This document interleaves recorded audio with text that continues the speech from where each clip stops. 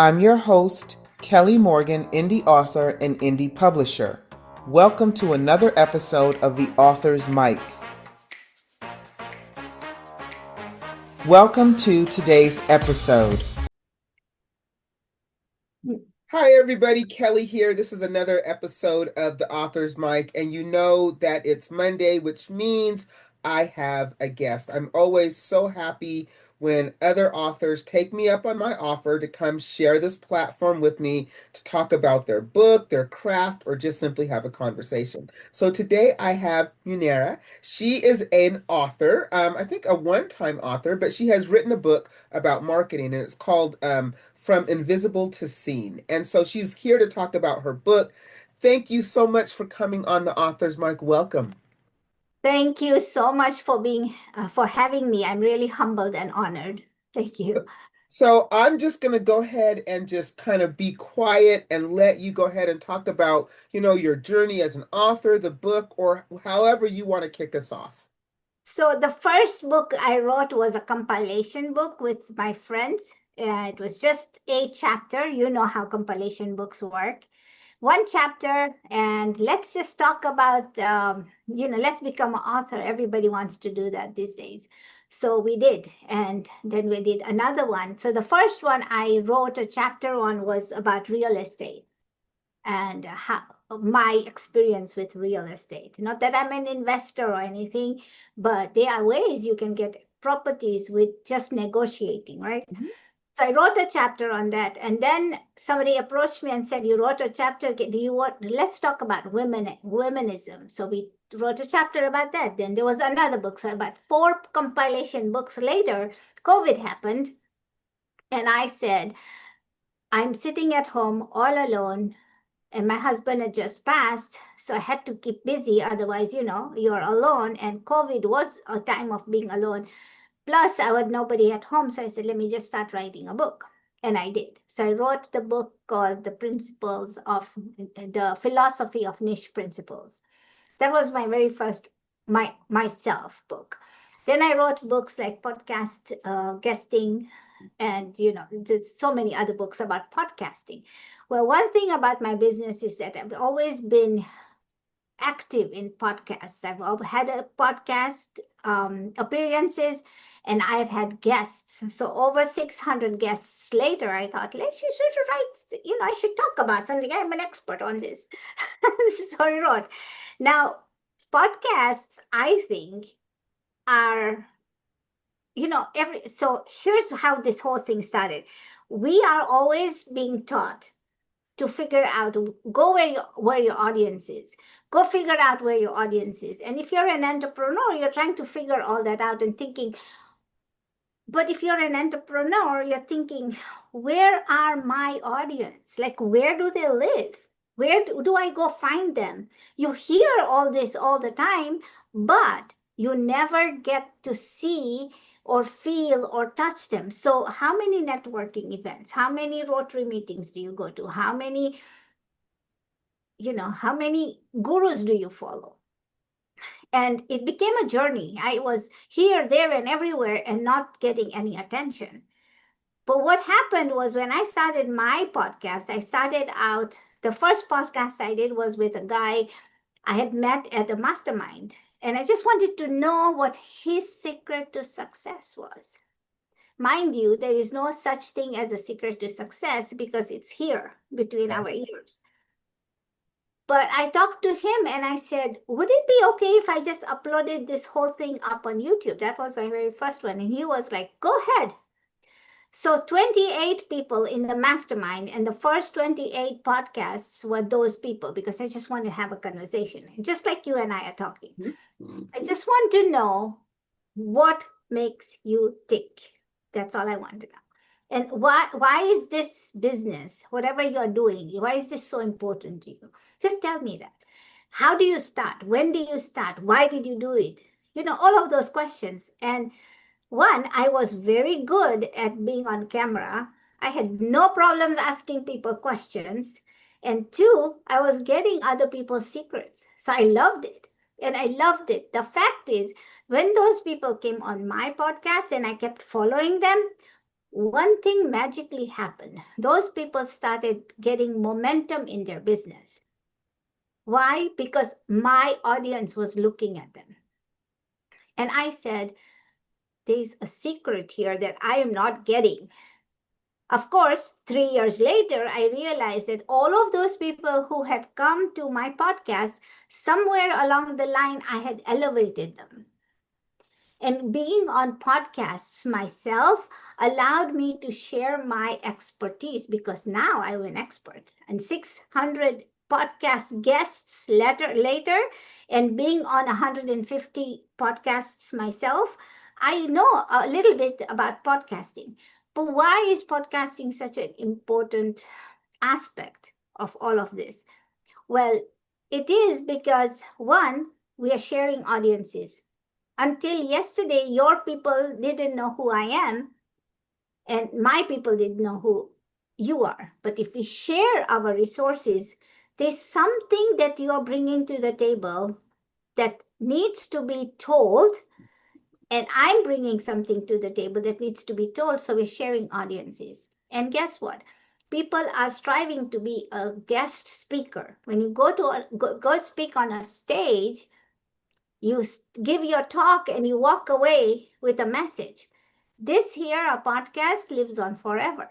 Mm. It's green for life, and you leave a legacy because now my great grandchildren will say, my mom, my grandma was a pioneer. She started all this, So that's why.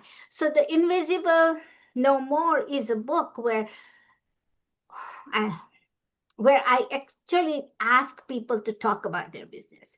See, here, over the years, I've talked to so many entrepreneurs, and I said to them, hey, you all need to talk about your business. This is what I get. I'm an accountant. I'm a lawyer. What kind of law? Economics. Oh, I'm a divorce law. But even in that field, there's something to niche down on. So why aren't we talking about that? How do you know that I don't have a person in my sphere of influence that needs your opportunities? But if you don't tell me everything and I have to pull out every word from you, that doesn't make sense. So this is a whole podcasting strategy where, hey, you know what? Talk about it because we women like to talk. We talk about everything else. Why don't we talk about our business? That is so true. Do you have a copy of the book? I do. Can you show it? Can you show it to us?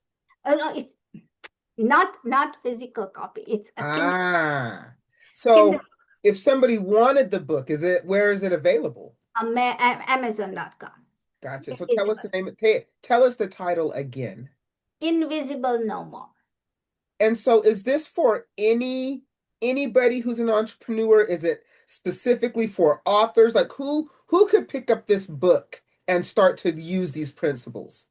All of the people who are an entrepreneur. Because the thing is, you have to start talking about your business. I spoke today. I spoke to somebody who is a businesswoman. She has a business, and I know what business is. She's into engraving, right? She does all this plaques and stuff, right? Hmm. When you go and you get an award, you get those plaques. So she's into engraving and stuff. She calls me. I couldn't answer, so I called her later and I said, "Hey, I'm returning your call." And she goes, "This is me." And I said, "Yes, I understand this is you, but do I know you?" And she goes, "Because I know people by faces, I don't know by the names." And I said, "So tell me who you are and how to recognize you." And she goes, "There's only one way to do it." And I said, she brought in the family relation. She's family with my son-in-law. Hmm. Nothing to do with me. But my thing is, why aren't you talking about your business? Tell me who you are because that's how I know you. She Right. never said anything. And I said, "Oh, you're the people who do the engraving." And she goes, "Yeah." And I said, "Why aren't you talking about this?" I mean, it doesn't matter who you meet. There is somebody out there who needs your services. And if I don't need it, there is somebody twice removed who needs it, because if we go to a networking event, think about it. I'm going to just ask you to stop for a second. As women or men, somebody asks you, "Miss Kelly, I have a stomachache. What are you going to tell Probably going to tell you to go take something for it. me? You will like what? Pepto-Bismol. Okay, why Pepto-Bismol? Because I saw an ad on TV and they say that it works for stomach So aches. you are now becoming a spokeswoman for Pepto-Bismol. Are Right. they giving you any residual income for that? Very No, true. no, they are Well, not. people talk about what they like, and people talk about, if I like something, if I saw like your friend, the engraver, if she engraved a plaque for me and it was beautiful, I would probably tell everybody Right. he did this beautiful plaque for me. So Probably. exactly, sphere of influence, right? Right. You are telling me to take Pepto-Bismol. Now, if I told you that I need to buy shoes, you'll say go to DSW or don't buy shoes from Skechers or whatever, right? Right. So Right. any restaurant, I'm in the mood of for seafood, and you'll tell me go to this restaurant or that restaurant and recommend, right? If I was in your neck of the woods, you would tell me don't eat here, eat here, the service is really good. We are recommending stuff all the time. Right. So why can't we recommend each other's business? But if I don't know what you are doing, how do I How do you recommend? know? And that is Exactly. very true. And I think for for authors, like the space that I'm in, indie authors, that's a piece of the marketing that we forget. Everybody's so busy talking about the book, which is fine, but most people want to know who you are behind the book. So when you're talking about yourself, that's when you can also talk about your book. And when you're talking about your book, that's also when you can talk about yourself because Right. they go together. Because you are the author, people want to Right. know, right? Right. Like in today's marketing world, somebody's going to, you look at anything, I have a 2-year-old grandson who loves lions. He sees my phone, he's just telling me, get me lion, right? He talks to me lion. I go on YouTube, the first thing that happens is an ad, right? This is what he does. Oh no, oh no. Right, he doesn't like that, but he doesn't want the ad, but he wants the lion to show up. Right. But the thing is, we are bombarded with ads all the time. Yeah, we are. And in this digital landscape, we have social media ads, we have TV ads, we have, you're supposed to post every day, you're supposed to do this every day, you write the article. If you're an entrepreneur, are you going to do all that stuff, or are you going to go find people to find clients? What do you You do? hit it on that. You hit it on the nose because that's exactly what I talk about all the time is being a slave to social media as opposed to getting out from behind the screen and actually going out and connecting with real people. Right. And then the thing is, we don't talk about our business enough. I am talking about my business all the time. People are, that's all you talk about. Hey, I am proud of what I have built. It is a foundation. But Right. guess what? I didn't just write this book to just write this book. I wrote this book so that people understand that this is a marketing platform.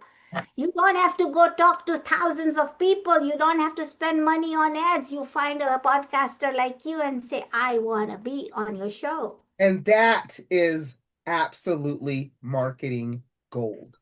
Right. Podcasts are gold because you're right. You get to cross promote. You're introduced to audiences who would not know you, had you not gone on that podcast. And even if you walk away from that podcast with one listener who follows you or buys your product or whatever, that one person is probably going to tell somebody else. Right. When I wrote my first book, The Philosophy of Niche Principles, I didn't say I wrote a book, I told everybody. And then after 12 people bought my book, I didn't say anything to anybody. And then somebody came and told me, she goes, you have a platform where you talk about other people's stuff. Why aren't you promoting yourself? And I'm Mm. like, whoa, I missed out on this. How come nobody told me this? You don't need to go. Like I called up 2 3 different bookstores and I said, can I come and put a table on there? And she goes, no, we don't do such things. I went to the library, can you keep my book in your library? And she goes, no, we don't do that. Not yet. We are not taking any new authors. Okay, if that's the case, then how do I promote my book? Why is Stephen King's book on the shelves of other books, and why is the Harry Potter books on there, and Rowling is so famous? Why can't be? I don't want to be that famous, but hey, I want to be Right. famous. That's why I wrote a book. You wrote the That's book and you're hoping that why. if you write the book that is going to fall into the hands of somebody who needs the book, they're going to appreciate the book. They might even buy a copy of the book, right? I mean, Right. yeah, I get it. I so get it. You are so talking my language because this is what I talk about all the time on my platform. Fridays, I do a thing called BTA Breaking the Algorithm, where all we talk about is different, unique ways to break the algorithm. And the thing that I've learned about marketing is it's really about getting out from behind the screen and actually connecting with real people. What we're doing right now, even though we're virtual, we're not in the same room, we are still connecting, and my audience is going to get to know you and your audience is going to get to know me, and that's marketing. And it's free, it's easy, it's fun, and you get to make new connections. Why Right. wouldn't you do it? And that's what my whole argument is. Why aren't we giving our business a voice? So Right. I out agree there, with you. if everybody out there just, we are taught about a 30-second elevator speech. You can't do that in nobody can do that. I mean, if you are an expert, and Forbes Riley is such an expert, she can do that. So she's good at what she does, and she helps other people to do that. But why are we not helping ourselves? Talk about your book. In my book, grab a copy, read it. This is what I wrote. Give them Right. a tidbit. So, so great to have you on the podcast. Tell us again, if people want to connect with you, get the book, give us all the information. So the book currently is on Amazon.com. If you find my name, you'll see all of my books there. Munira Zahabi. It's all of my books are there. Invisible No More has a picture of a man. It's becoming invisible, from invisible to seen. So, Gotcha.